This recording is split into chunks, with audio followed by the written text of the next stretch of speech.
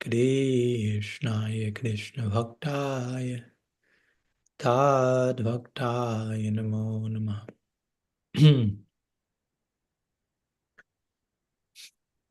So, Krishnaya Krishna Bhaktaya. Hear my own voice? Sorry. No problem.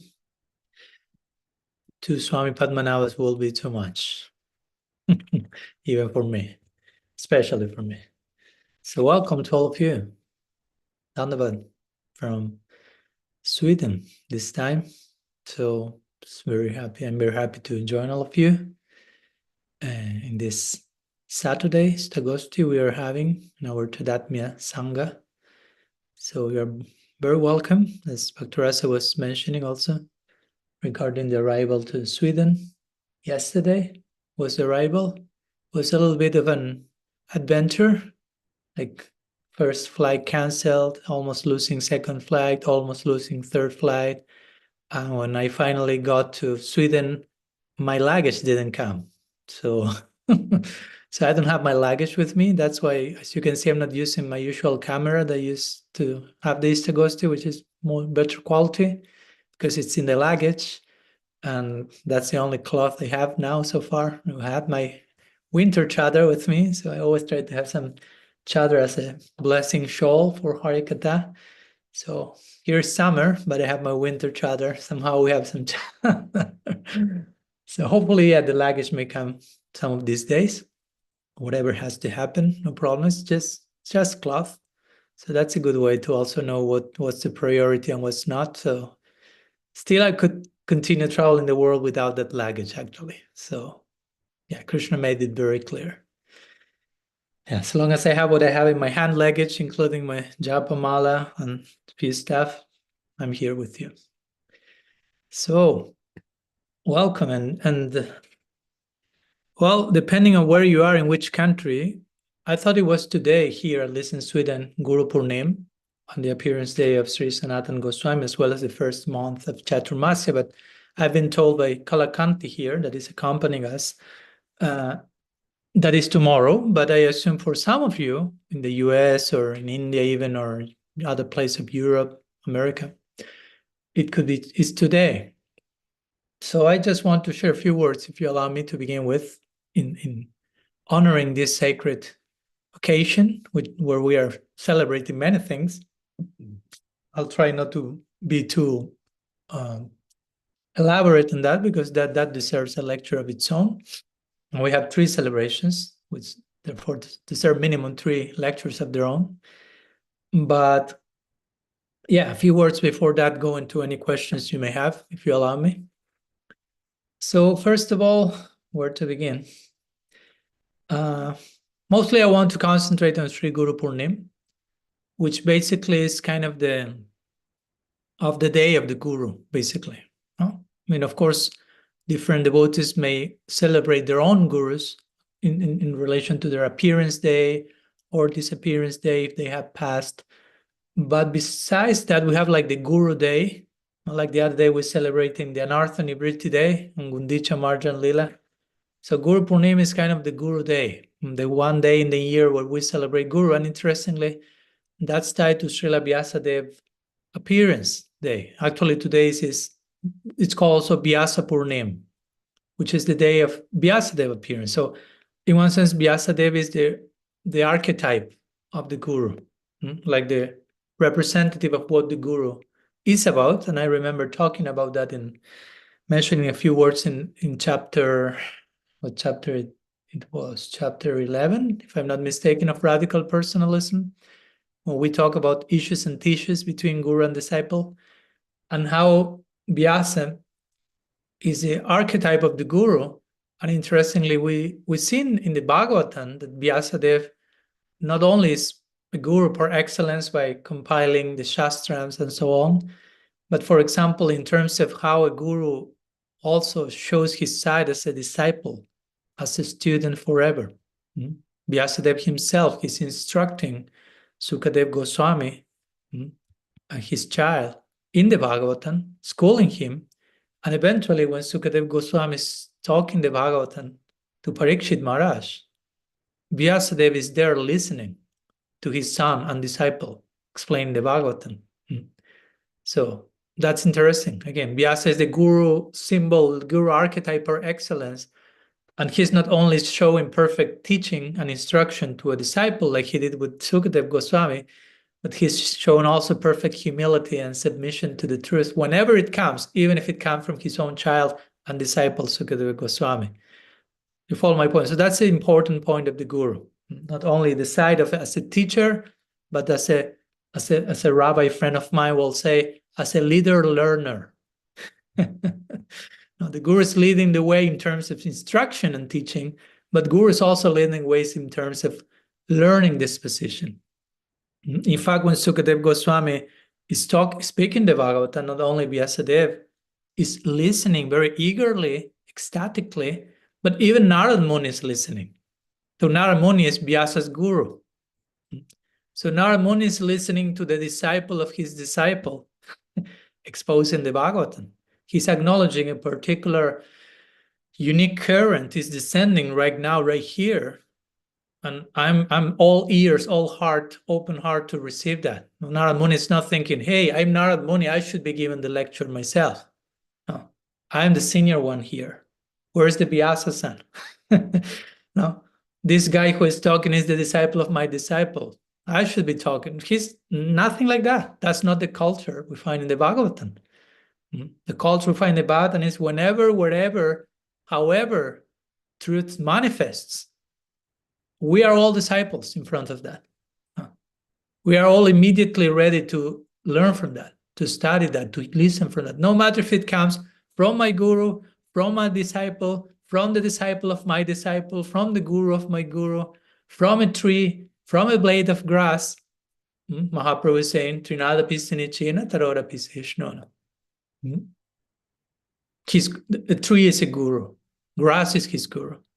Today in the morning we were reading with the devotees here. We had like a 3-hour session of Harikatha and sharing. It went pretty quickly. I thought it was half an hour, and when I asked time it was, we had to run to prepare lunch. And we were reading Krishna Karnamrita by Bilbo Mangal Thakur, a very favorite book of Mahaprabhu and also of Sadhananda Swami. We are staying here now at the place of followers of Sadhananda Swami, who was, as you may know, the first Western disciple of Srila Bhaktisiddhanta Saraswati Thakur. So we were reading one verse of Krishna Karnamrita. I won't go into the details, but my point is the author of that book, Bilbo Mangala Thakur, when you go to the Mangalacharan of Krishna Karnamrita, he offers pranams to his gurus. And his main guru is a prostitute called Chintamani. So again, the point being made here is somehow or other, he was from that particular lady, and there's a whole story of that, of course, he received a certain type of epiphany. No? God's will came through that unexpected person in a very unexpected situation, as you may imagine, in connection to a prostitute. And he received the epiphany of his life. So after that, he was so transformed by that, he became, again, even if it comes from a prostitute, if it's something that is inviting me to die and to be born again to a higher conception of myself, I surrender myself there. So that's the spirit of a guru. Guru is an eternal, of course, teacher, but also eternal student, an eternal friend. Now, since we are talking about guru, and I'm here at the place of, on one of the places of Sri Sadhananda Swami, I'd like to invoke a particular quote that he made in connection to his role as guru. Now, I quote that as the very first thing in my book on radical personalism. Let me see where it is. In the beginning of the chapter on Guru and Disciple. Yeah, here it is, page 221. He says, Swami Sadhananda says, I did not come to make disciples. I want to be a friend of those very few who desire to get a glimpse of a path and goal which is possible to reach.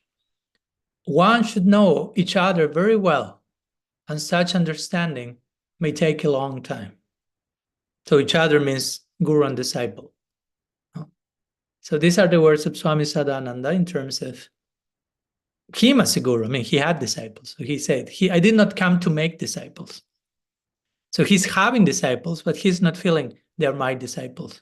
No, I'm a friend of them, these sincere souls who want to pursue the path that is possible to attain, a goal that is possible to attain. I'm willing to know that people, to learn from that people. And of course, in whatever way the Guru can assist them, the disciples, in the journey, that's in the context of the Guru being a servant also. No, remember, first and foremost, we are celebrating Guru Purnima. Guru is a servant of the disciples' potential. I'd like to read a few sections from my forthcoming book, if you allow me, also in this connection, just 2 paragraphs in connection to the Guru being a servant of our potential, just in honoring Guru Purnima. And then we can go to whatever questions you may have.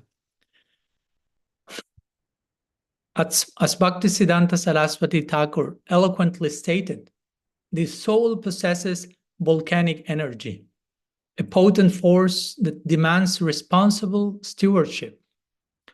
Yet, mere possession of this innate power isn't enough. We require adept guidance to channel it effectively and take advantage of our potential.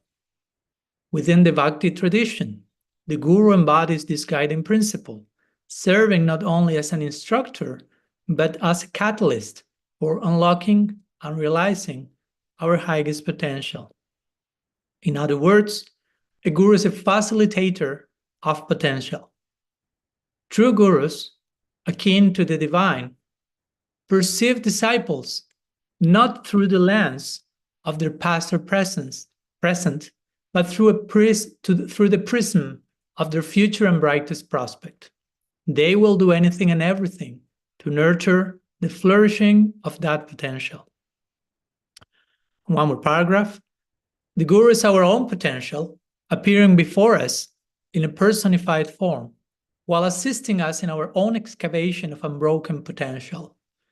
Srimad Bhagavatam confirms this, advising us to see the Guru as one's own soul. Patyaika yasam Gurudeva Tatma. If our soul is imbued with limitless potential and the Guru is not different from it, from our potential, then the Guru embodies the soul's boundless prospect. Essentially, the Guru is the humble servant of the disciple's potential. Unlike the generous glance of the Guru in terms of our brightest, well, then I'm going in another direction. Let's conclude with that line, yeah. Essentially, the Guru is the humble servant of the disciple's potential.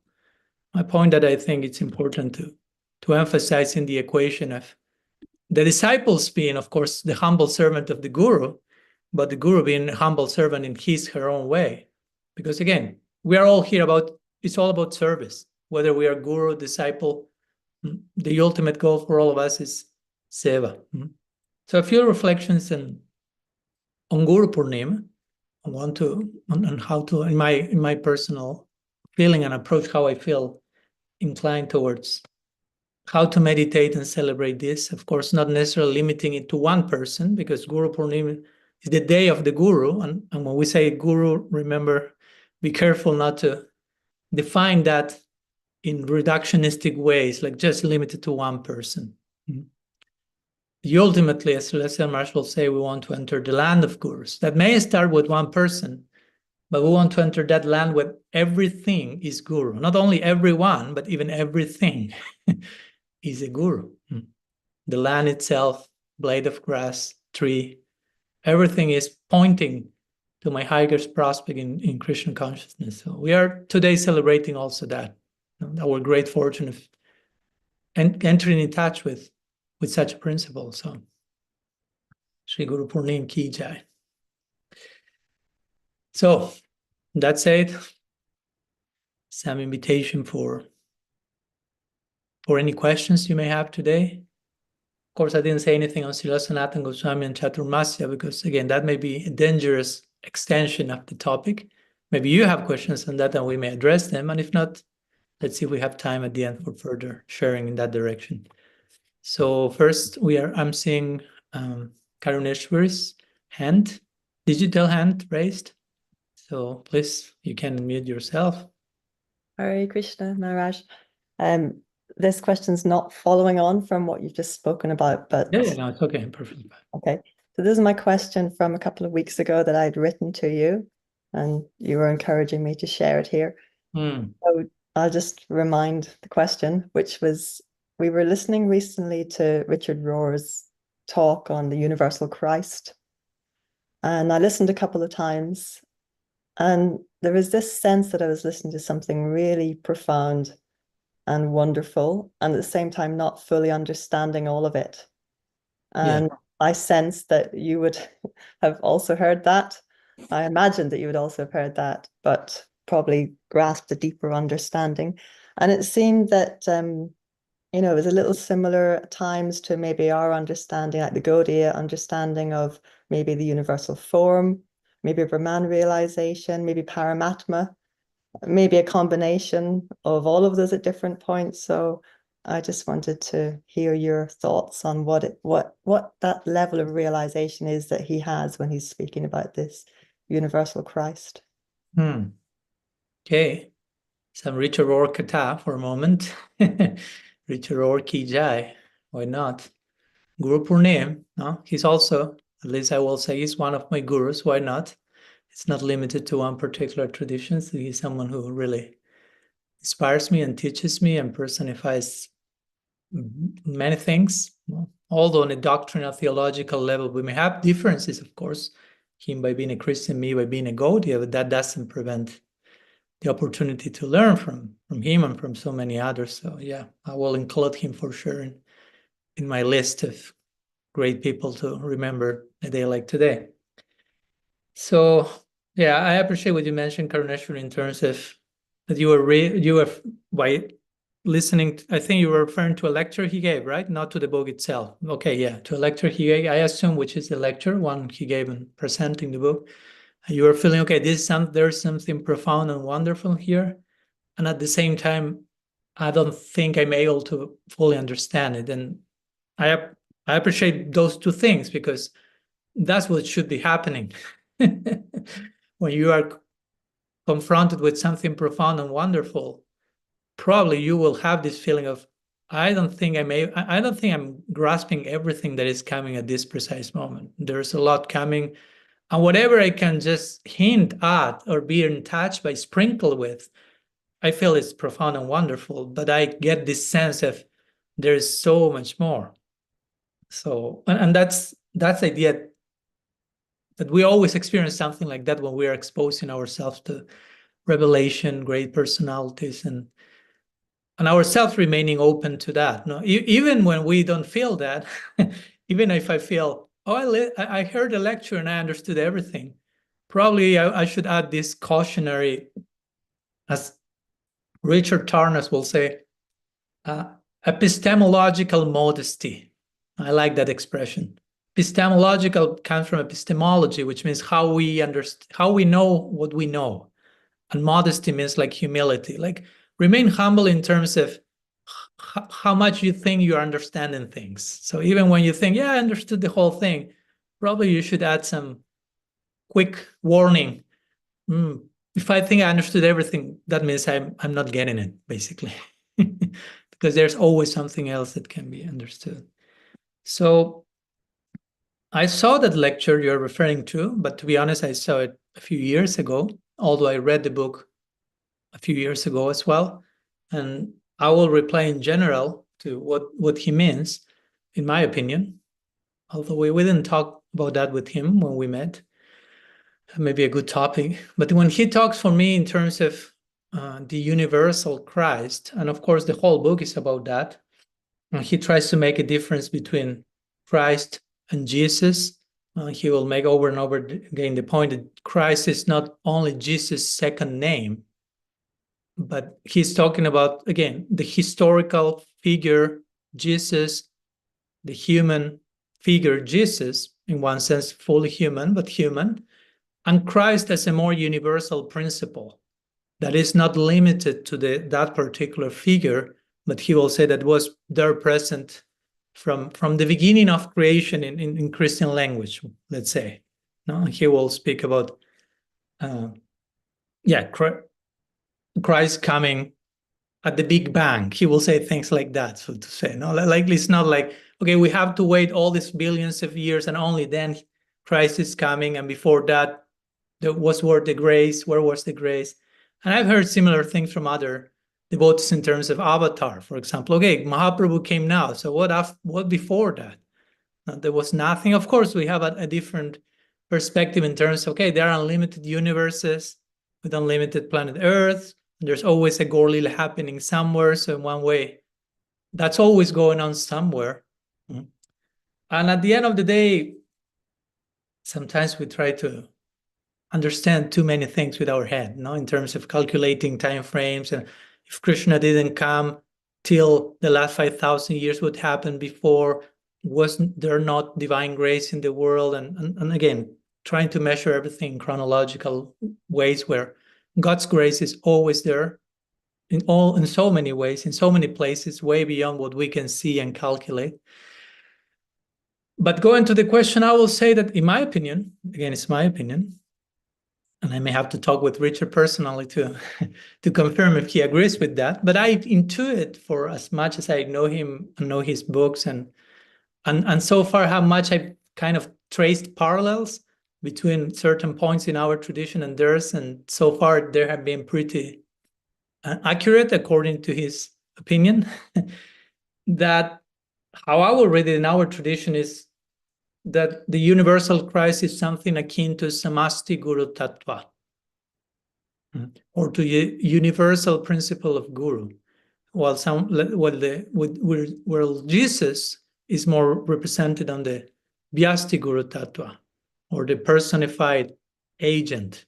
And the universal Christ, again, is like the agency of divine guidance, of divine revelation, what we call Samasti Guru Tattva, which is not limited to one particular person, but to begin with is God himself. Krishna for us is the very beginning of the Guru Parampara.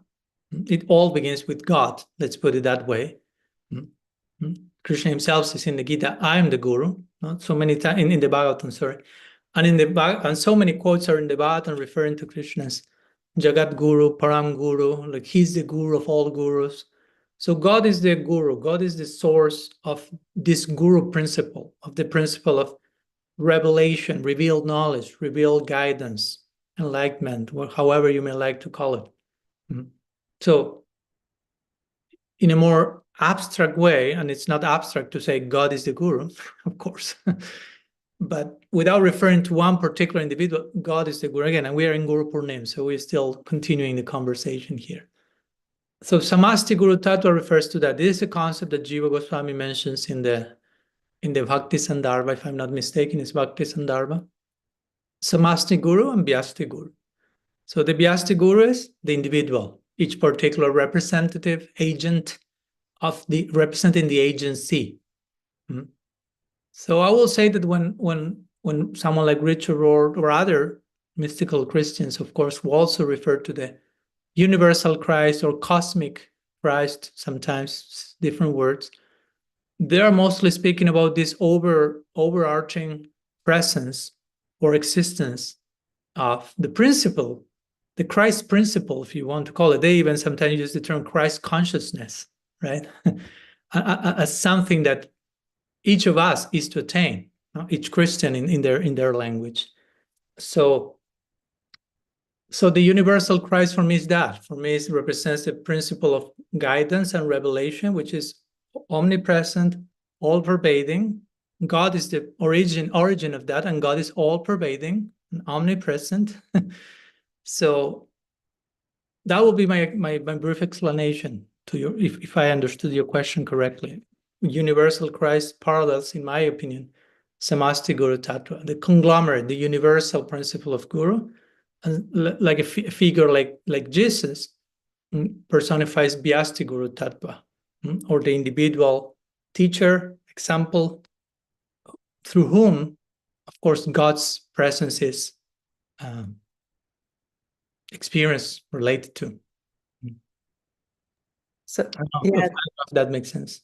Yeah, that all makes a lot of sense. And I'm wondering, is he speaking about that plus also maybe touching on a couple of other like understandings as well, because there's one point where he quotes a Christian lady who has this realization in a train station. I don't know if you remember hearing that bit. And she's looking at all the passengers in the train station and she's saying, oh, they're all Christ. Yes, yeah. Yeah, I think I'm remembering that. Yeah. Yeah. I mean, again, our reading of that will be, I wouldn't say that. Again, I was not in the train with that lady at that moment, of course, unfortunately. But I don't know if you refer, what's the type of vision she had? Because what I recall is a very overwhelming, like, revelation, epiphany she had in the train. So the nature of those revelations is very private, very personal. I cannot tell what she experienced, what she meant, but. And I'm saying that in which sense? That we as Gaudiya Vaishnavas, we may be walking, and there's a possibility that one may have a revelation of feeling God's presence everywhere. And that will be, for me, the parallel of that. Like, okay, Christ is everywhere, Krishna is everywhere. Doesn't mean that we are all Krishna in an impersonal sense for us, but actually the highest vision, the vision of the highest devotees is actually that one. Krishna is everywhere. Everything is in Krishna. Krishna is in everything. That's what we call panentheism. Panentheism. All in God.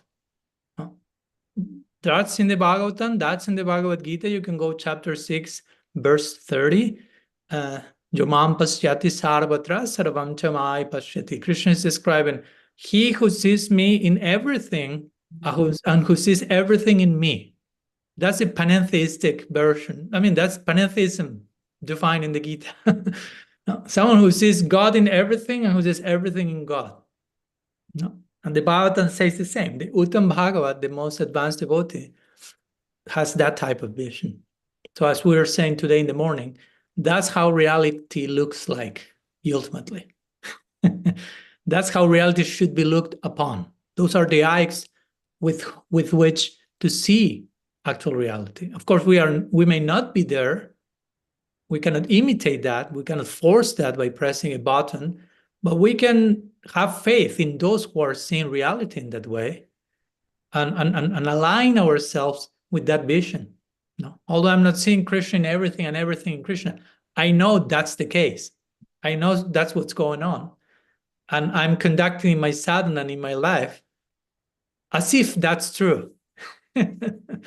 Although my direct experience doesn't fully confirm that yet because of my lack of vision, I know that's the truth. That's how reality operates and should be looked upon. So that's, for me, what resembles the vision of this Christian lady who saw, okay, they are all Christ. No? Like we could say also, again, if you take Christ as the principle of revelation, the presence of the divine, of course, again, he's everywhere. That doesn't cancel the individuality of that people. No, it just speaks about the potentiality for each people to channel, to reveal, to be instrumental in allowing God's presence, because that's the potential in each of us, right? So, as we say many times, and Krishna says in the Brahma Samhita, he's in every atom. So every atom, technically, scientifically speaking, every atom is imbued with the presence of the divine. So if we approach an atom with the proper attitude, that's it. You are done. You got it. Like we were talking the other day, I don't know already with whom. Yeah, with some devotees who visited us in North Carolina. Quoting Sanatan Goswami, today is his appearance day. Somehow we are inviting him to be present with us.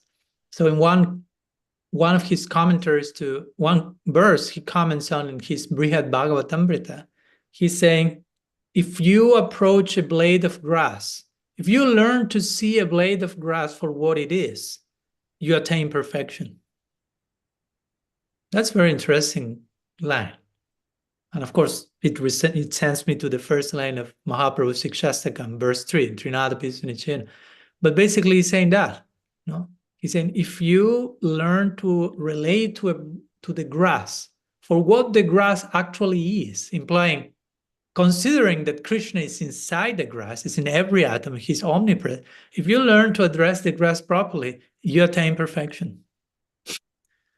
So imagine, perfection is everywhere, basically.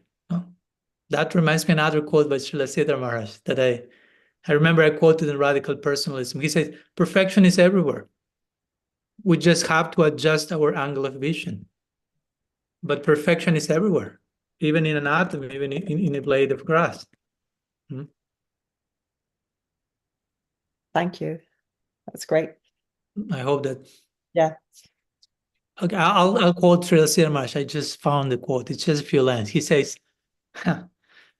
everything is full of wonder. If we analyze the atom, we will be in wonder. Only we impose limitations. But when we analyze the atomic parts of wood or stone, we will be in wonder. The infinite is everywhere. Perfection is everywhere. The trouble is that with our limited thinking, we have produced a world of limits. So that's a very encapsulated depiction of what's going on. What's actually going on and what we're missing by what's going on in our own minds, so to say. Right? So those are very words that are worthy of reflection and contemplation and rumination. And go for a walk and think, look at the grass and think, what does it mean that perfection is everywhere? I'm surrounded by perfection. I'm just looking now from the window and there's so much grass here. So I'm witnessing a landscape of perfection. Even the solar panels, I'm saying. Krishna is in every atom. So again, even trying to contemplate that, not to capture that with our heads, but just to entertain the idea in itself, that should create its own stirring and an epiphany. And of course, show the limits of our head to capture such a reality. Thus point to, I need to embrace some other method, a trans-rational method, to actually further grasp all this. And that's what, of course, what we will say is sadhana bhakti, chanting, prayer, and so on. Something that goes beyond head, physical effort, intellectual expertise, and just surrender, opening, giving ourselves to grace. Anyhow, thanks so much, Karuneshwari. I hope that helps. Yeah, it's great. Thank you. Okay. So, who else? Yugal Kishore, please, you can unmute yourself. Haribol. Haribol. I'll keep it very, very simple, and I'll connect it to the question that was just asked. Okay. But I think you're on such a nice roll that we might as well keep pushing forward. So if we could make this distinction between, I think another way to say it, which you've said before in other teachers, relative and the relative form of guru, the absolute form of guru, what you're calling the principle versus the individual representative. So what would service to those two things look like? Is it possible to serve the principle without serving an individual representative of that principle? And I'll give you an analogy to help, how I was understanding this. So like, I was a teacher in a classroom for many years. And if I think of my students in a classroom, that they're coming to me for something, they're coming to me to learn something. But in reality, I'm serving them by giving them, by trying to transfer, or even not just transfer what I have, but also discover some knowledge that's actually outside of both of us. So there's that relationship there between me as the facilitator, you use the word facilitator, The teacher as the facilitator and the students as really the, kind of an active principle of pulling out that knowledge. And then if that's the case, it seems like the teacher is actually serving the students. In what sense are the students serving the teacher? What would that look like in terms of the absolute guru principle versus the relative principle? Okay. Is that clear enough? What does it actually mean to serve the guru? Okay. Thank you. Thank you for the question, because it's important. Although we may think, like, someone quickly may say, come on, Jugal Kishore, what are you asking about? No? So many times we have said what it means to serve the guru, but many times we may get the wrong idea about what does it mean. Because ideally, again, as I also try to explain in Radical Personalism, both the guru and the disciple are servants of the same goal. Both are servants of God, both are servants of love, and both of them are trying to support each other in their journey of that in their own respective situations, of course, which is generally not the same. Generally, the guru is not in the same situation as the disciple. And that's why one is a guru and one is the disciple. But also, again, at the same time, a disciple may end up channeling something to which the guru becomes a witness and a student. So it's, again, very unexpected dynamic. So my point is, when we say, okay, what does it mean to serve the guru? Service to the guru should be done not in a isolated way, not by serving my guru, understanding that figure as an isolated figure from God, from the parampara, from the ideal of love. I'm serving love by serving this person who represents love in my life. But the point is that whenever that principle of love manifests, I will serve that and not limit myself to my guru. Ultimately, the guru is love. Let's put it that way. I mean, Krishna's guru is Radha. No? That's what he says in the Chaitanya Charitamrita. Radhikar Prema Guru, Ami Shishya Nata. That's Krishna speaking. I'm not making up anything here.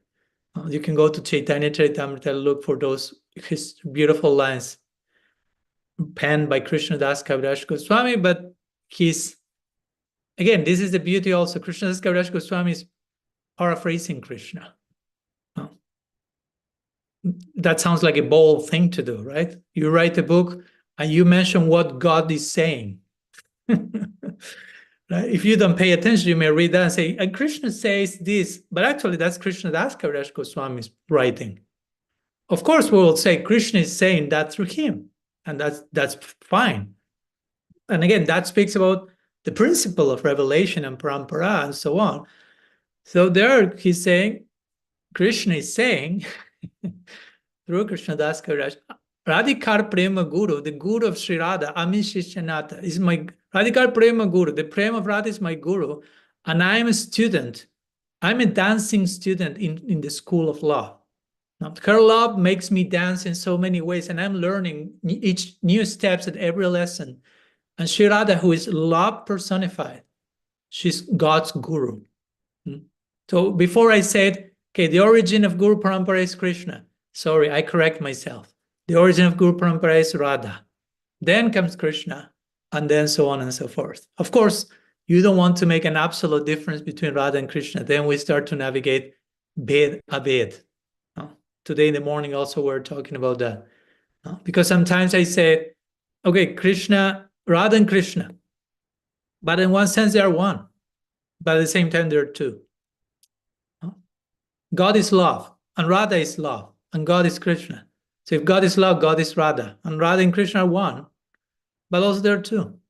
Bhed Abhed, one and different. We better get accustomed to these dynamics. So my point with this is how service to Guru looks like. Well, first we have to deconstruct the question and analyze what's Guru, right? Because again, if we just think Guru is that particular individual who, whatever, gave me initiation. And that's Guru, and that's it. It ends there, and it begins there, and it ends there. That's not Guru. That's incorrect. That's a sectarian, fragmented, partial definition of Guru. You are amputating. You are isolating one Guru figure from the whole Guru. You are isolating the Vyasa Guru from the Samasti Guru. And that goes again Guru. That's Guru Ora Bhaknya. In fact, that's one of the Nama Parat. To actually neglect the principle of Guru. Neglecting Guru doesn't only mean I don't care for a Guru. It means also I'm approaching or defining Guru in a way that misses so many elements that are also Guru, are also to be included in my definition of Guru. So when I think serving Guru only means I will cook for my Diksha Guru and wash his hair cloths, which is totally beautiful and fine, and that's it. Of course, we have to begin somewhere, and in the beginning, we will be a little bit more sectarian. There is a place for healthy sectarianism. In the beginning, as I say, the baby will think, my daddy is the best daddy in the world, and there's nobody like him. And he will even dare to say that to other friends, no? Which sounds pretty fanatical, no? Because each of their friends will think the exact same thing about their own dads. So then you have your first fight as a child, basically, probably, trying to establish which is actually the best daddy in the whole planet. So there's place for thinking like that. And my Gurudev is the only and the best, and everything comes from him and nobody. But at one point, you have to mature and grow and seek with broader lenses and realize it's not like that. Eventually, Guru is everywhere, as I say. So gradually, we have to make this journey from my Guru is the best and the only one and all that stuff to there's not a place where Guru is not. That should be the final landing place.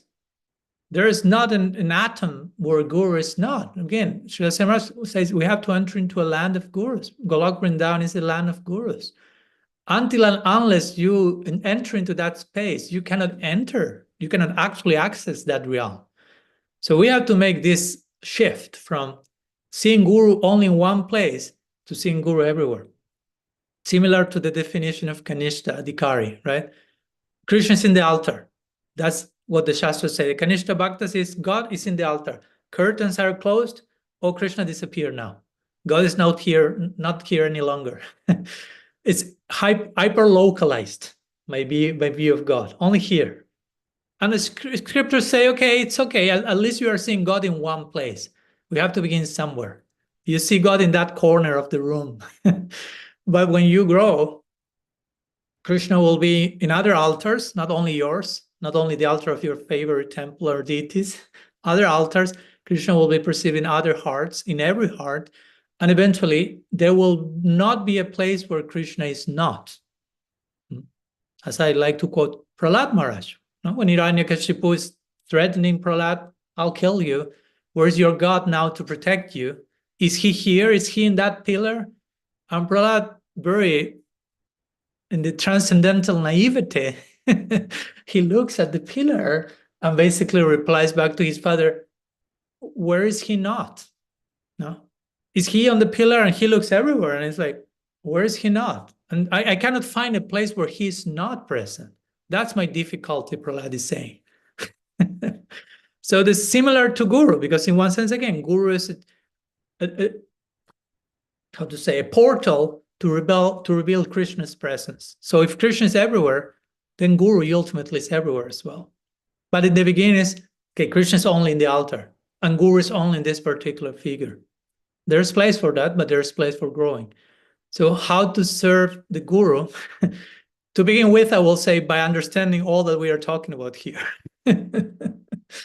That's the beginning of how to serve the Guru, by having a proper understanding of what's a Guru. So then you can even start to understand the question, or to speak about the answer to the question.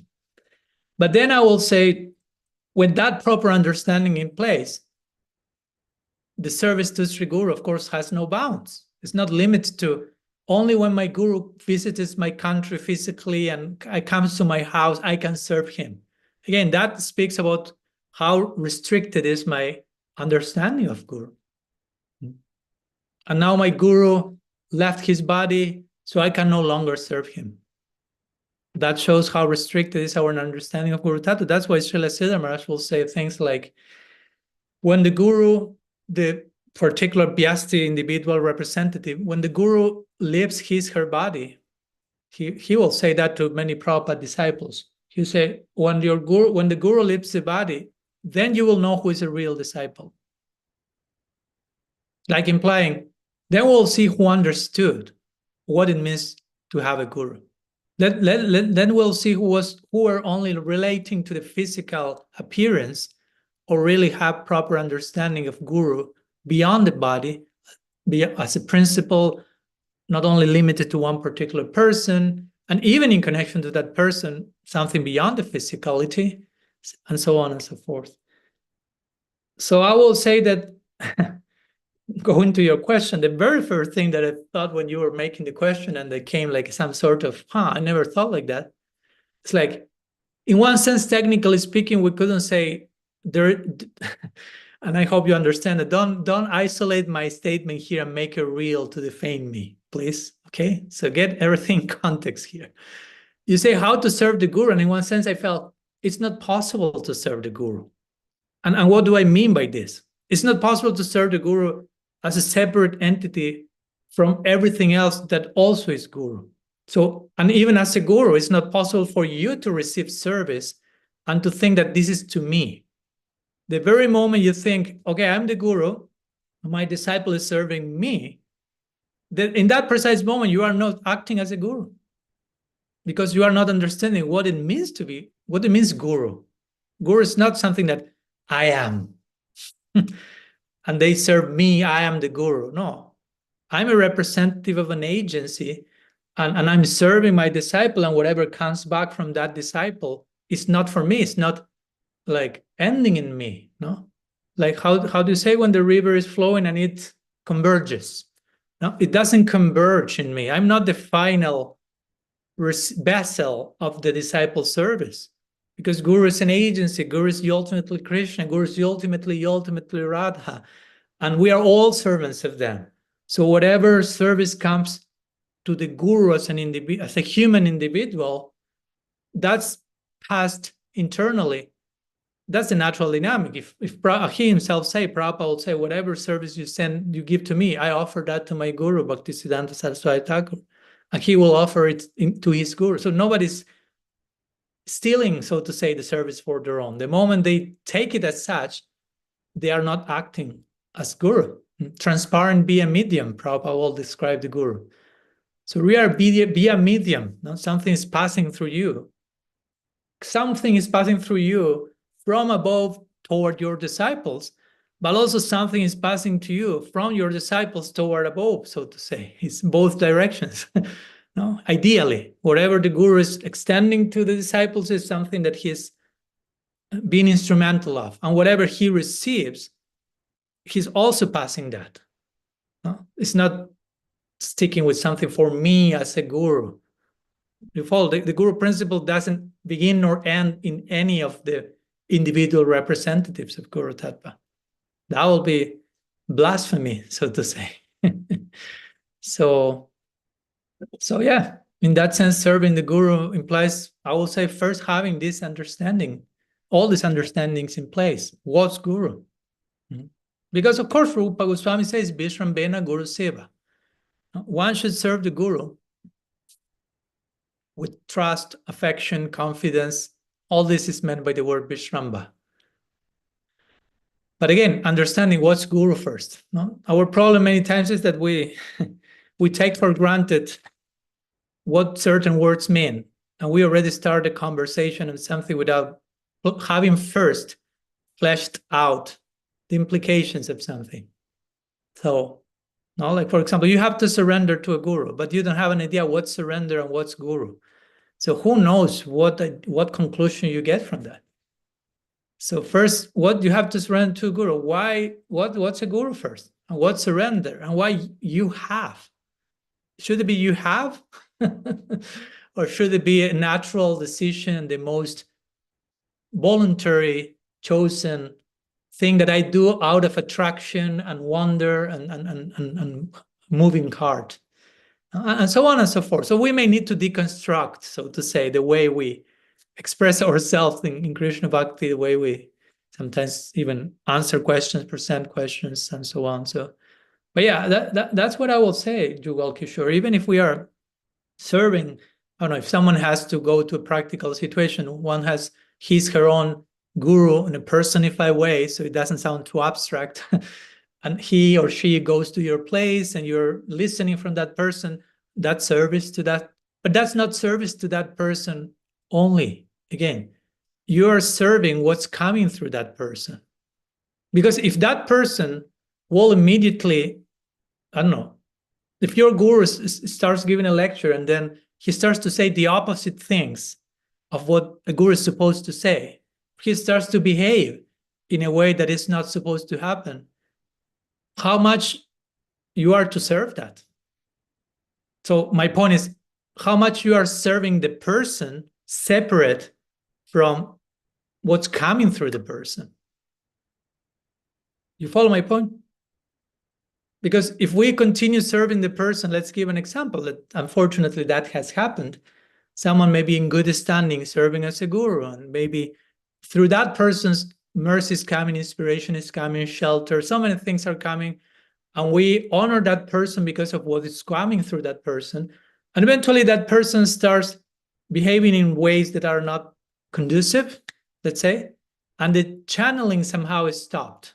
If I continue serving and worshiping that person, independently of what's coming or not coming, that's a form of idolatry. No? That's not worship. Worship and idolatry are not the same thing. So it's very easy to engage in guru idolatry. Or even idolatry, maybe even I may be worshiping someone who is worthy of worship, but I'm worshiping for the wrong reasons. That's also another option. The person could be worshipped if I understand what has to be worshipped in that person. You follow? Like Prabhupada. Prabhupada was worthy of worship, of love, but some people approached him and worshipped him for the wrong reasons. And there are many reasons. And he himself will say, sometimes, to give you an example, someone would say, Prabhupada, you are Krishna himself, non-different in every way, and we worship. He says, stop that nonsense. That's idolatry. That's not correct. In one sense, you can never glorify a bona fide guru enough. But at the same time, there are so many ways you can over-glorify a guru. You can glorify him for the wrong reasons. You can worship him, her, for the wrong reasons. So again, we first need to have a clear understanding of what's guru. As simple as that sounds, as complex as it is. In fact, Guru Tattva is repeatedly stated by most of our Guru Acharyas to be one of the most difficult topics to understand, which means one of the easiest topics to misunderstand. If something is the most difficult to understand, probably lends itself to misinterpretation very often. And it has in our Gaudiya Vaishnava history, and it continues to happen. So yeah, it's important to have a broad, deep perspective of what guru means. And again, I could continue talking. It's Guru Purnima, so for some reason the topics are coming. But I'll stop there because there are a few other questions, and even I'm seeing 12 messages in the chat. So I don't know what's going on there. So I'll go there for a minute before I see 2 digital hands raised, but let's see what's waiting here in the chat. Is there any question? Maharaj, I think Yudhishthir had a first question in the chat. Oh, first. Here Bhaktarasa is, okay, I didn't see that question first. Okay, let me see. Okay, here Bhaktarasa is quoting that, I think, from Yudhishthir Prabhu. Welcome, Yudhishthir Prabhu. So nice to see you. So it's a comment or it's a question. Yet simultaneously, there is inherently a very personal relationship possible with the primary teacher and all other souls, right? Yes, right. Of course. I don't want to, with all that I've said, I don't want to reduce the guru our relationship with Guru to any form of abstraction. Because again, there is a divine principle that expresses itself through different individuals. And of course, if properly done, that offers us the possibility of relating to each one of those mentors, teachers, in ways that are unique. And from there comes all this beautiful praise that we hear of different disciples, students, about their teachers and how much love they have. And I appreciate what you mentioned, Judithia Prabhu, as well, because you concluded with a primary teacher and also all other souls. Because again, if not, we can remain reductionistic. I love Krishna, I love my Gurudev, and that's it. What about all other souls? So that's an important point. It's a challenging point because, how to say, in one sense, it's relatively easy to love God and to love a pure devotee, to love someone with so many astonishing qualities and beauty. When we go to the category all other souls, it's like, oh, I don't know if I will love all those in that list. That sounds more difficult. They're not so special. They're not the all attractive. They don't have the knowledge and purity and charisma of my Diksha, whatever. But the teachings coming from those people we love, Guru and Krishna, is you have to extend that in every possible direction. My relationship with me, Krishna says, has to be reflected in how you relate to everyone else. There's no way around it. And it's complicated, but Krishna made it that very clear in the scripture. There's this beautiful section in its third canto on Kapila Deva's instructions to Devahuti. There are a few verses, like 10 almost, I don't recall the exact number, but we refer to that in a few ISTAGOSTHIs many times. And I never did a series on those verses, but I would like at some point. But there are very strong verses, and there are Kapila Dev, who is Bhagavan, God himself, and acting as a guru to Devahuti. So it's both God and Guru. And he's saying, he's speaking about Archana mostly, but has to do from the perspective of worshiping God. So this verse that if you worship me, but mistreat other people, your worship is zero. It's nothing. It's useless. No? If you praise me, and if you worship my deity, or if you do this or this, but you don't extend that, you don't reflect that to other people, you are a hypocrite, basically. Very strong words and many other things. It's like throwing ashes to the fire. It's like loss of time, like making this strong case for basically, do not be a hypocrite. No, be coherent. No, let's have a coherent spiritual practice, a coherent life. If I want to love God, everything else is related to God. So everything else. So if I love him, I have to love everything else. No other way around it. And of course, that's sad in the sense that on a daily basis, we may realize how little love for God we still have by how we relate to other people, not by how we relate to God, probably. Because how we relate to God is very nice, and we do our puja and our prayer, and we chant our mantras, and everything feels nice sometimes. Not always, but even sometimes. But then we wake up from our meditation and prayer, and we start to relate to our wife and children and boss and neighbor. And where is that same love and connect? That's lost somehow. So that somehow starts to show, where's my relationship? Because I remember once one devotee said, okay, you, and it's a valid answer. I'm not denying that, and just want to amplify.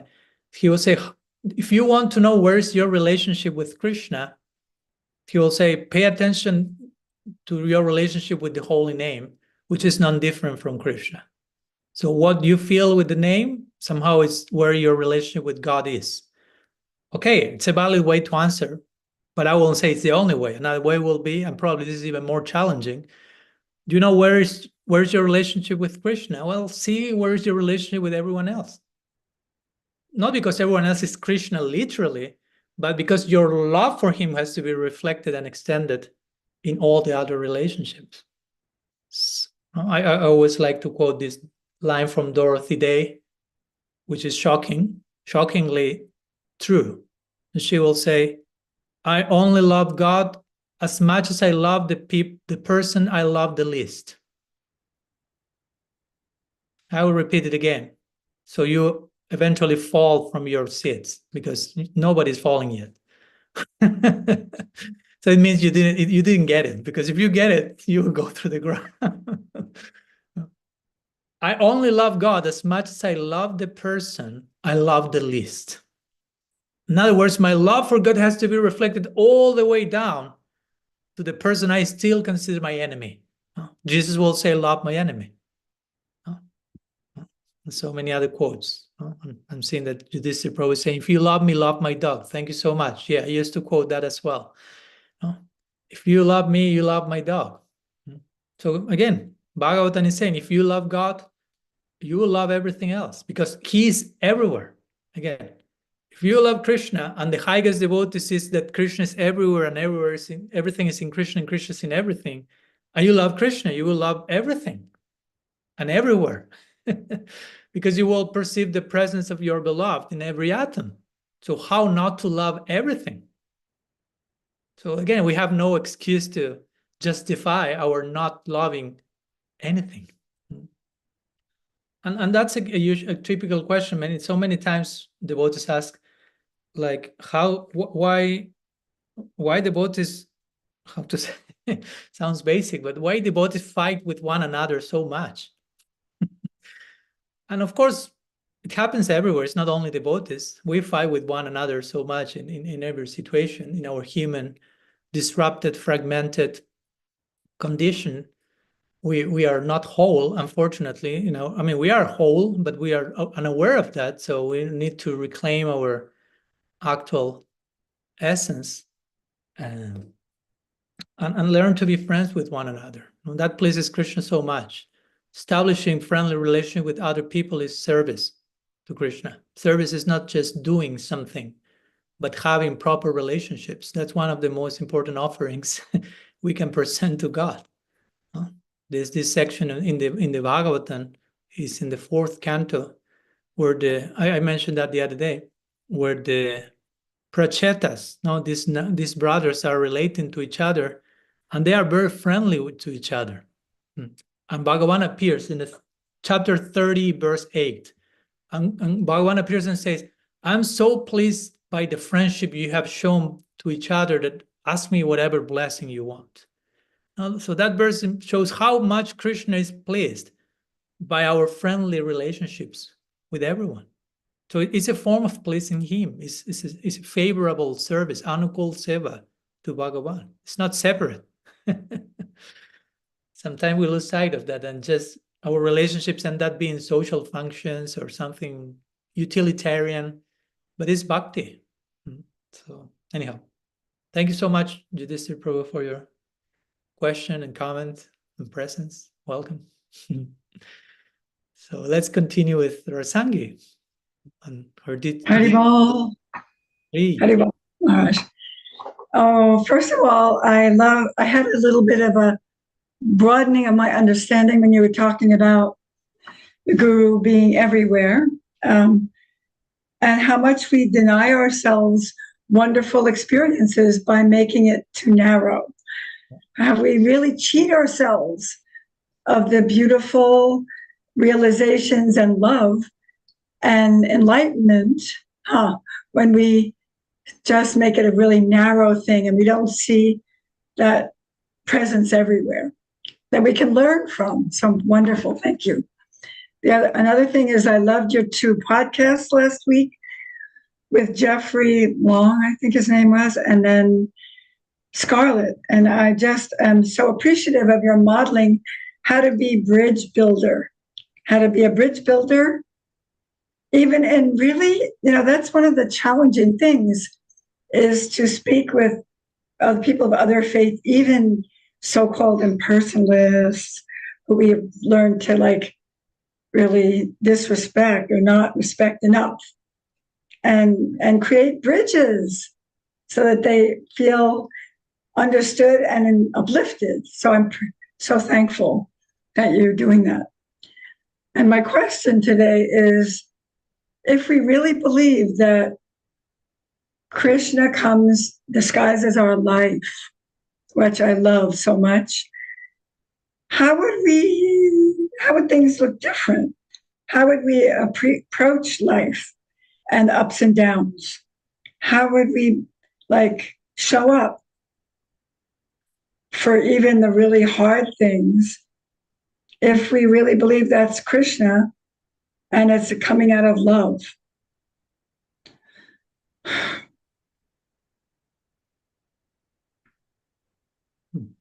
I don't know. Who knows, no? Who knows what will happen if that will be the case? But yeah, that would be incredible. I'd like to know. Yeah, I'd like to know also. But also, it's not so much knowing about it, but just doing it, you know, trying to enter into that space, and that's the only way. That's the only way we will know it, and that's the invitation. Try to, yeah. This is a quote. This is not my quote, just in case to give proper credit to its author. That's Paula Darcy, and quite often quoted by Richard Rohr, this line: God comes to your life, God comes to you disguised as your life. So again, it's an extension of the Guru talk we have been having, because if we say Guru is everywhere, everywhere means everywhere. And one special manifestation of the Guru principle is your life circumstances, especially those that unsettle you, especially those that trigger you, especially those that you find them challenging, or even that you will like them not to be there.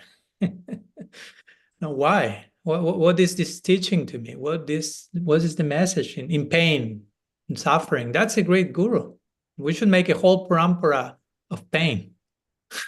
You can make a whole timeline of your most difficult, complex chapters in your life and draw a Siksha Parampara there, right? The instruction coming from each one of those circumstances and how you were transformed by those, hopefully. What you became after that particular teaching and teacher. And I'm saying that because, again, many times we, not only in our tradition, in many traditions, we misinterpret spirituality or we reduce spirituality just to joy and happiness and ecstasy. And the message is not complete there. Because, and it's not that our tradition is teaching that. Our tradition is teaching even, I mean, if you read the most detailed descriptions of ecstasy in our tradition, and we have a lot, many of them include very painful experiences in ecstasy. So the implication is there will be pain in ecstasy, not the pain we think, because we have no idea what's that, but there will be some form of pain in ecstasy. So implying there's pain always all the way to ecstasy. So don't try to address your practice now, no? Like evading pain, and eventually you'll reach a place where you have pain forever in ecstasy, and you will go crazy. You will run away from there. So actually, you have to master your coexisting with pain, so it eventually blossoms in its ultimate phase of pain in ecstasy, divine suffering. Wow. And again, I know that when I say all this, for some of us, I'm not judging you, but probably in some cases some triggered or some short-circuiting may be there, like, what are you talking about, Maharaj? What's pain and suffering in ecstasy in eternity? I don't want that. But the only thing we are doing in that moment is just filtering my words through our own limited experience of what we think is pain, what we think is suffering. And those are the ideas where the miserable and avoidable pain and suffering. Pain and suffering there. Thanks, Jugal Kishore, for sharing the word passion. Like in Christianity, we'll speak about the passion of Christ, and passion means suffering. And compassion means suffering with, of course, right? So suffering with also means, I will extend the definition of compassion. It's not only suffering with others, but also we talk sometimes about self-compassion.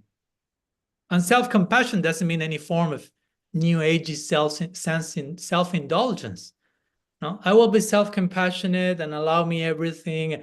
No, also self-compassion means compassion, suffer with. So suffer with you. No, accompany yourself in your suffering. Be there for your suffering. Do not escape from that. Sit with your suffering till you learn its lesson. Wow. Hold some space in your inner core. So suffering eventually reveals itself for what it is. And again, suffering is not something bad. Suffering, at least I talk from my experience and from what I've heard from many others as well, that moments of suffering really open the heart. Especially moments of great suffering and moments of great love are those that open the heart fully. Both. Great love, but great suffering also. And when we are not in any of those two, generally we switch back to autopilot. Superficiality, complacency, evasiveness, spiritual bypassing, status quo, boring. Living death, basically. Like living like the Bhagavatam will say. Like we are breathing, but you are dead. No, there's no wonder, there's no openness, there's no transformation, there's not something alive coming. So great suffering is great teacher. So that's part. Of course, I'm not saying just only that, but that's how I understand lines like Bipadasanta tasas patatra tatra jagat guru, this famous prayer by Kunti Devi. Krishna, send me more problems. And you may say, oh, this lady is a masochist. You study her life stories. She already had enough problems to be asking for more. It sounds kind of dysfunctional. But the essence of the message is that, no, because she says, Apunar Bhavanar Darshanam, she said, the more these problems come, the more I see you, the more I rediscover you, the more I have your darshan. So that's Bhagavatam. Again, that's in the Bhagavatam. That's a very important section of the Bhagavatam, when Kunti Devi is teaching us how to coexist with pain and suffering and what we deem problematic. Again, problem is just our own perception of whatever is coming. What we deem problem is not problem for someone else. So like I like to say, we are not supposed to solve the problem, but the problem is coming to solve us. We are the problem to be solved, not what's from outside toward us. No? So if a problem comes, it's not that, okay, how do I solve this problem? The problem is to be solved, and I am the solver of the problem. No, you are the problem, and the so-called problem is the solution that is coming to solve you. But again, we have to be in a receptive space to accept such a thing. We have to be in the mood of the student, again, of a disciple. Because if not, we will resist. We will resist, and as the saying goes, what we resist persists. No? Persists over and over again. So again, going back to Guru Purnima. When we speak about Guru Purnima, we have to speak about Sisya Purnima. Or when we speak about the Guru, we have to speak about the disciple, because there's no one without the other. One is the other. Guru is a disciple, and a good disciple is Guru. So life circumstances are such. So.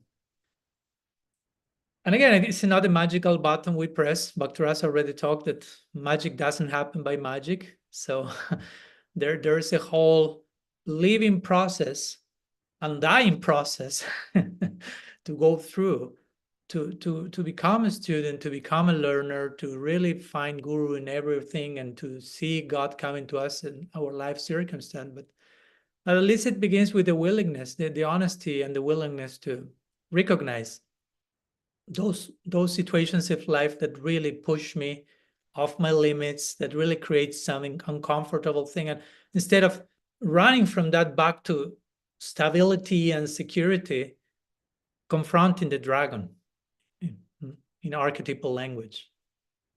That shows our integrity in the journey. Because if every time we get triggered, we get bewildered, we get confused, scared, pained, we just run back to Netflix and chips, so to say. I mean, I'm not saying only that, of course, that's kind of the archetypal figure of comfort zone. It can be anything. That shows that we are not that interested in looking for God, in living a life worth living, in paying the price that we need to pay. And of course, we will fail miserably many times in that. And it will be humiliating. I will realize, oh my gosh, I'm such a mediocre guy. No, I'm so afraid of reality. I mean, that can happen. Not to pick a whip and become engaged in self-loathing, but just realizing sometimes, wow, I'm still not there. I'm still having this and this, and I need to acknowledge that, not to over-identify with that, but to acknowledge that. So I'm aware of what's the work I need to do, right? And sometimes life circumstances will create that.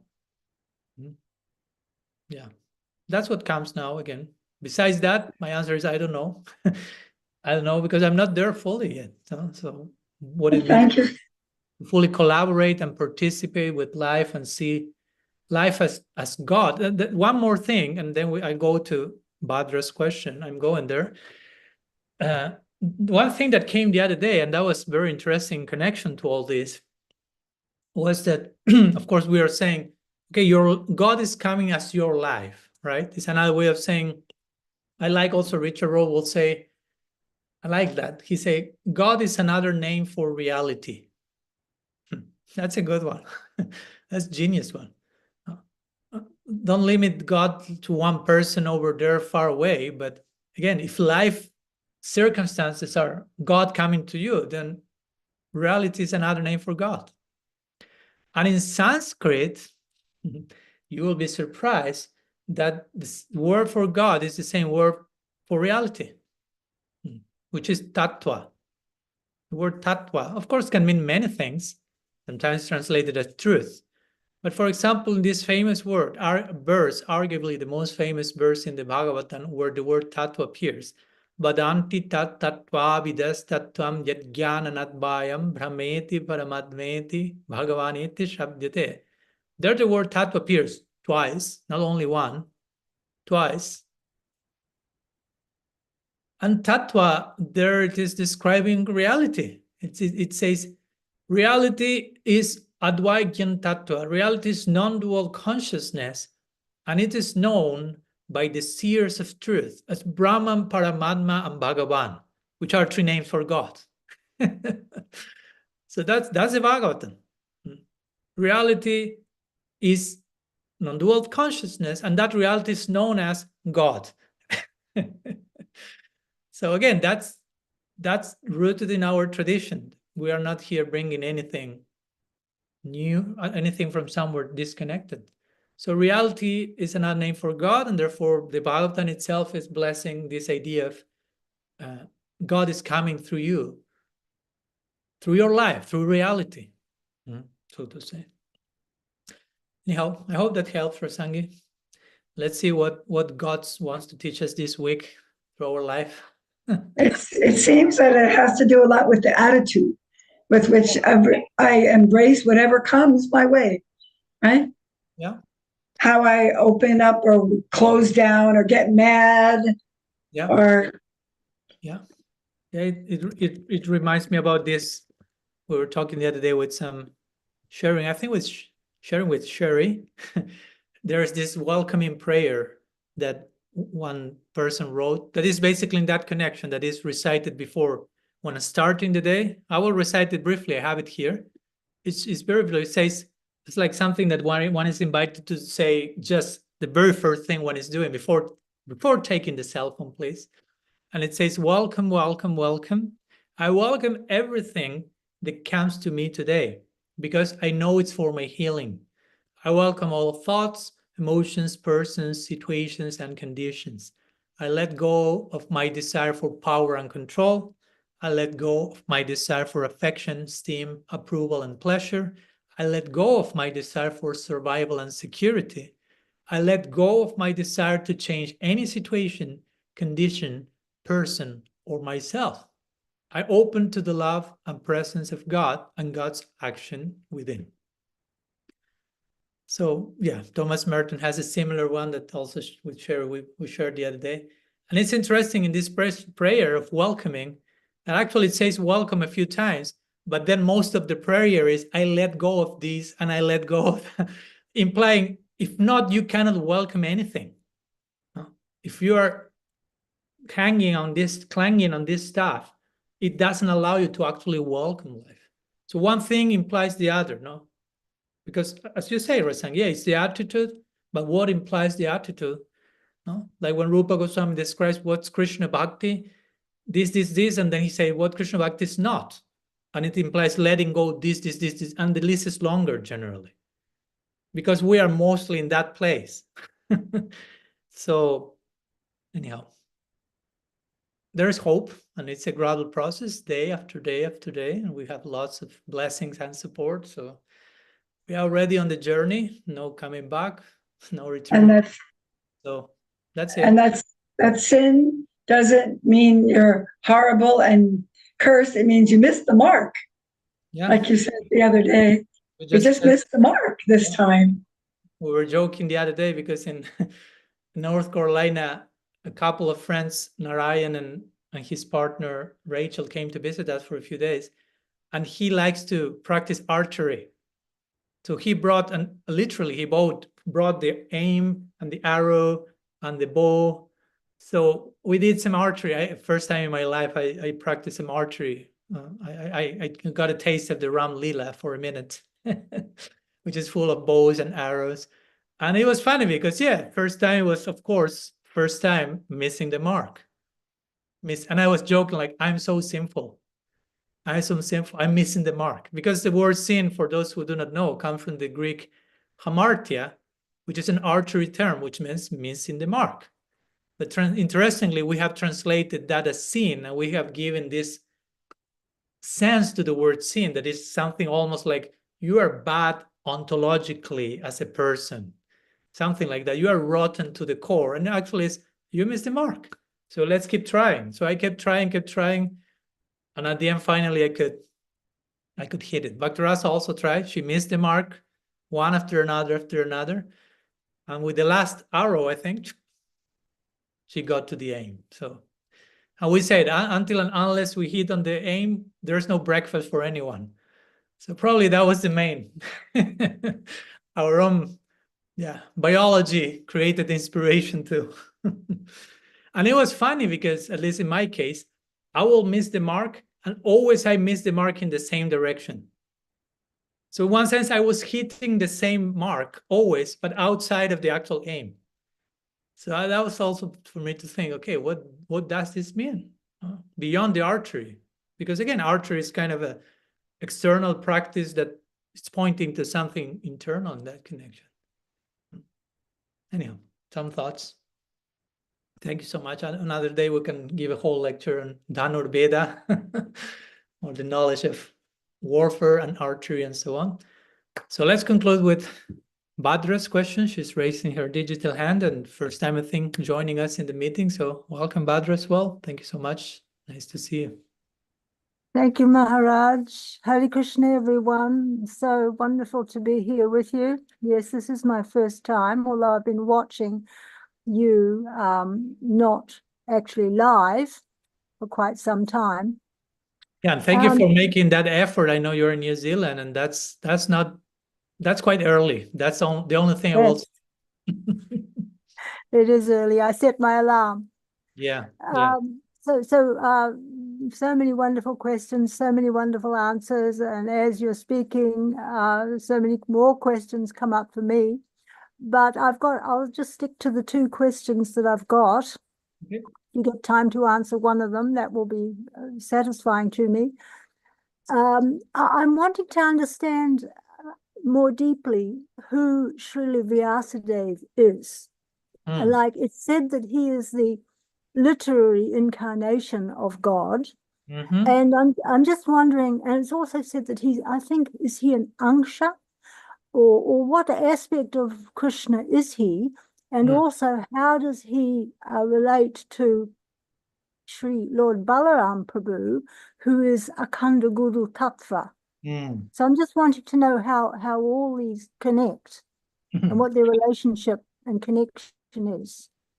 Okay. That's one question. If we've got time for the other, we'll see. Okay. Thank you. And yeah, that's a related question, of course, to today's celebrations. And somehow the whole conversation today has been revolving around Guru principle somehow or other, although it was not intended, but it happened like that. So in connection to Vyasadeva, of course, first of all, one thing is that when we say Vyasa, in a general way, Vyasa is a title, and it's not referring to only one person, right? Vyasa means compiler.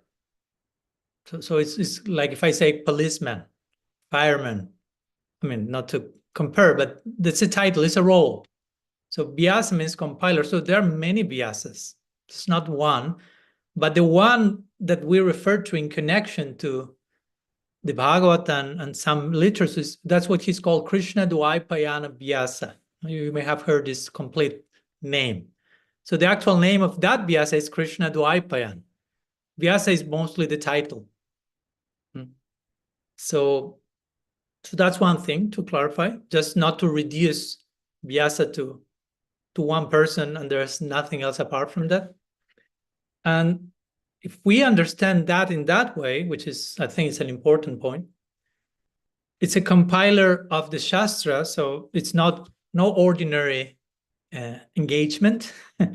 It's not like, okay, I will just sit in Samadhi and reveal Srimad Bhagavatam to the world. Sorry, it's not so easy. So in the Bhagavatam, it is described that Vyasa is a Shakti avatar of Bhagavan.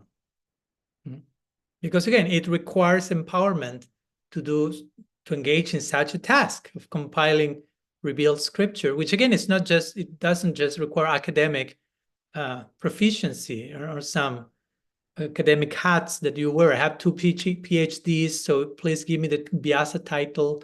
But it's more about doing that job from a place of samadhi, which means spiritual trance. The Bhagavatam describes clearly that Vyasadeva compiled the Bhagavatam in samadhi. Samadhi bhasha. Samadhi bhasha means the language of samadhi. Samadhi bhasha. So, therefore, if a book is compiled in samadhi, it's revealed in samadhi, the idea ultimately is you will fully understand it in samadhi. And the Bhagavatam invites us to that. Satyam param dimahi. Anyhow. So Vyasa is described, of course, I don't recall the exact verse number, but we can look for that later in the Bhagavatam as a Shakti Avesh avatar. There are different types of Avesh. Narad Muni is described like, for example, Bhakti Avesh is like invested or empowered with some particular type of devotional potency. Vyasadeva is connected with Gyan, also with knowledge in the context, of course, devotional knowledge as well. Shakti Avesh, which means that particular person is invested with a certain energy to do something extraordinary. In our more contemporary times, we will say that Srila Prabhupada was a Shakti Avesh avatar, which interestingly, that notion first came from Srila Bhakti Rakshaksidhar Dev Goswami Maharaj. He was the first one to say, to dare to say, because that's not small statement to say that someone is a Shakti Avesh avatar. Now, some people may feel like, how you dare to call a contemporary an empowered incarnation? But of course, Srila Maharaj, like many of us, will have many reasons to make the case that Prabhupada was utterly empowered to do what he did. So he will say Prabhupada is a Shakti Avesh avatar. And interestingly, you may know this, but I just add the footnote. Then his successor, Srila Bhakti Sundar Govinda Maharaj, will ask Srila Maharaj, and which type of Avesh? Because as I mentioned, there's Jnana Avesh, Bhakti Avesh, Disa Avesh, these different types of investments of energy. And Srila Maharaj said, Nityananda Avesh. So Prabhupada is empowered by Sri Nityananda Prabhu for his campaign. And if you analyze Prabhupada's campaign, it's very similar to that of Nityananda Prabhu.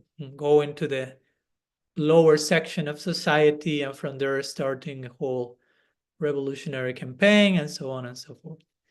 So, so that will be in connection to Vyasadeva. Sometimes it is mentioned that Vyasadeva is, in that sense, it will be literary incarnation.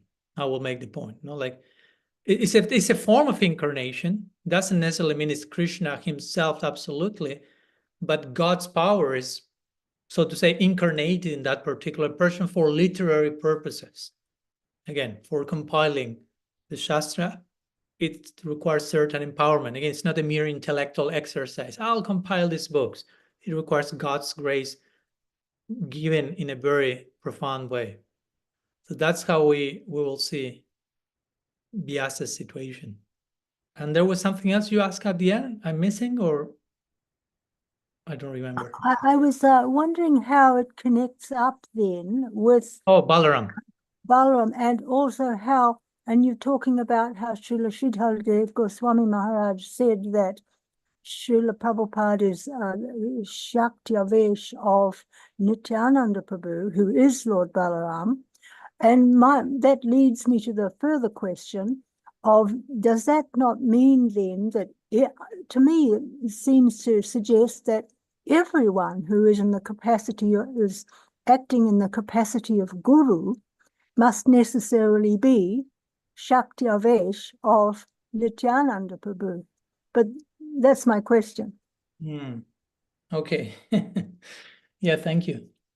Yeah, of course, Baladev Prabhu is also referred to as Akhanda Guru Tattva, or as the Akhanda means like unbroken, right? Khanda means, refers to divisions, like Upashana Khanda, Jnana Khanda, different divisions. Akhanda means without division, like uninterrupted, uncontained. Like it's another way of talking, as we talked before, Samasti Guru Tattva. The whole universal conglomerate principle of Guru, unbroken. So Balaram is referred to. There's a way of speaking about Balaram as such. There's also a way, as I already mentioned, of speaking as Sri Radha as such.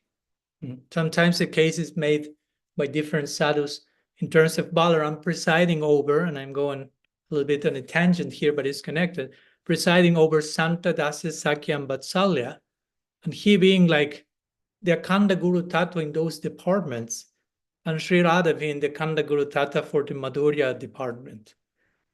Because again, she is the Guru of Krishna. And Balaram is an expansion of Krishna, technically speaking, by Prakash, as Chaitanya Charitamrita explains. So you ultimately, Sri Radha is the Guru, I will say. And I'm trying to prove that in one way or another. But also again, Baladev Prabhu, he's serving Krishna in so many ways. That's the point. Now he's serving Krishna as a friend, as a brother, as the Dham. He's the personification of Sandhini Shakti, all the so-called inanimate objects in the Lila, which are all animated by love. Those are expansions of Balaram. So the point is, he's serving in so many capacities. And because of that, he's connected with the Guru, which again is very interesting, because the connection between Balaram being Guru is in connection to Balaram being serving in so many directions, implying the Guru is first and foremost a servant in so many directions. He's serving Krishna in Vatsalya as an elder brother, in Sakya as an equal, as a friend. In Dasya, sometimes Balaram enters into the mood that he's, as a servant, serves Krishna as a junior, although he's the elder brother. In Santa, by expanding as the Dham. In Madhurya Rasa, he's not involved directly. Of course, he cannot. He's Dauji, he's the elder brother. So if the elder brother shows up with your younger brother, with his girlfriend, that spoils the party. No? So Balaram is serving Krishna in that rasa by not being there, by knowing he's Krishna having this affair, illegal affair, quote unquote. And he knows that every midday when Krishna is with Balaram, the Gopas go into the forest with the cows to do pasturing and so on. And Krishna at one point gives some excuse. Every day he has a new one, and he's very creative, and nobody notices that. Like, oh, I've heard that there's this particular person in the forest, and I like to meet him, but I can't take all of you. It will be too overwhelming for him. So I will take a few of those. And Balaram say, okay, you go, I'll take care of the rest of the boys. And Balaram knows where Krishna is going. He's going to meet with Sri Radha in Radha Kund and the gopis and have romantic lila.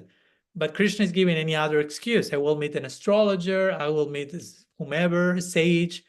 And Balaram knows what's going on. And he serves Krishna Madhurya Rasa by looking in the other direction to allow the whole Madhurya Lila to happen without reporting that back to Yashoda, because again, Yashoda tells Balaram, you're all the elder brother, so if Krishna does any mischief, every day we come, you report him back.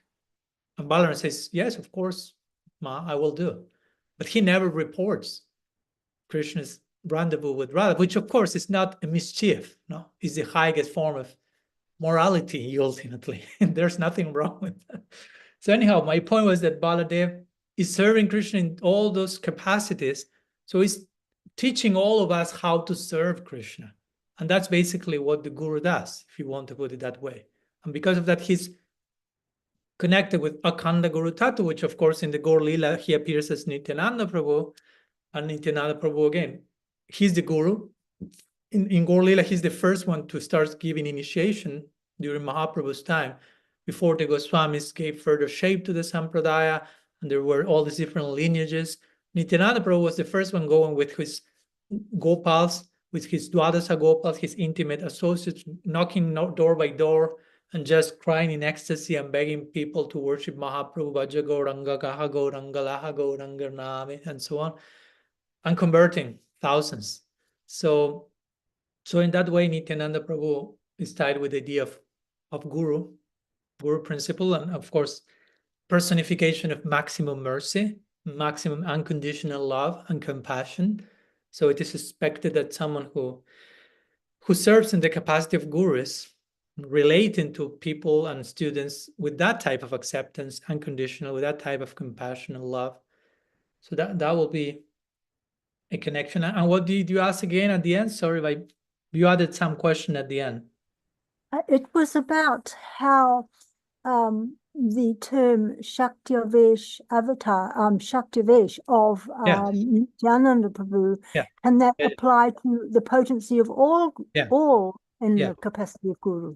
Yeah, I agree. I get the point. Yeah, of course, in one sense, Chaitanya Charitamrita makes that case. It says, Kali Kalera Dharma, Krishna Nam Sankirtan, Krishna Shakti Vina Nahi Tara Pravartana.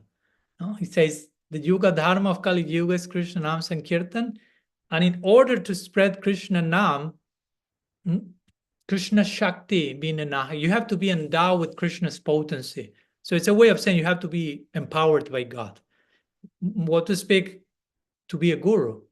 So in one way, in one sense, we could make the case for saying, yes, every guru, genuine guru, bona fide guru is having some, and not even guru.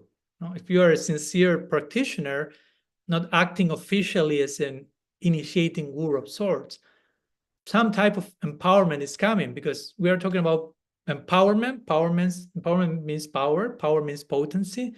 Potency means Shakti. Shakti means Bhakti Shakti, Swarup Shakti. So every devotee has some Bhakti Shakti, because every devotee is a Bhakta. Bhakta means there's Bhakti in you. There's Bhakti Shakti. And that's the topmost power, love. So technically speaking, whomever opens himself or herself to Bhakti, to love, is empowered on some level or another. So we could call empowered people so many people. But I will say that the term Shakti Avesh Avatar is a little bit more reserved for very extraordinary, outstanding, extreme examples of empowerment, like very apparent, like again, like a Srila Prabhupada. That doesn't mean that some other people, and this is an important point that I like to make for the sake of respect and proper relationships.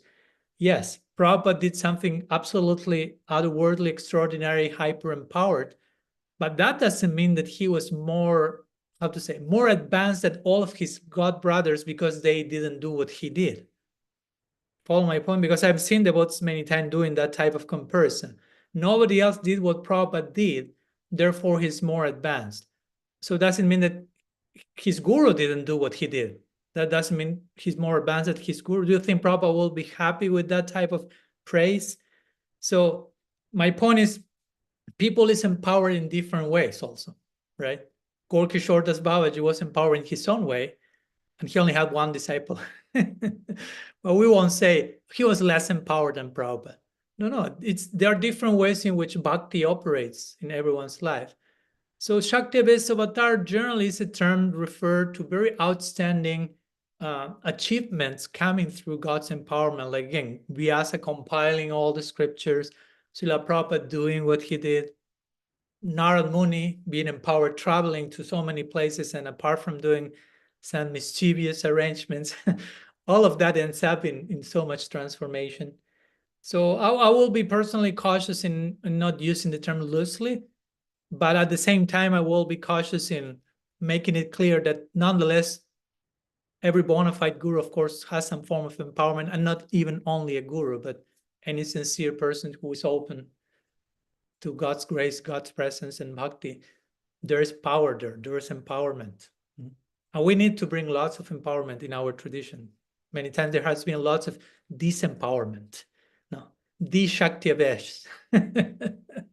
No, so yeah, I think it's part of what our generation needs to do to re-empower every one of us in different ways, in a healthy way, and to appreciate this empowerment for what it is, and try to correct, reclaim, redeem proper empowerment, and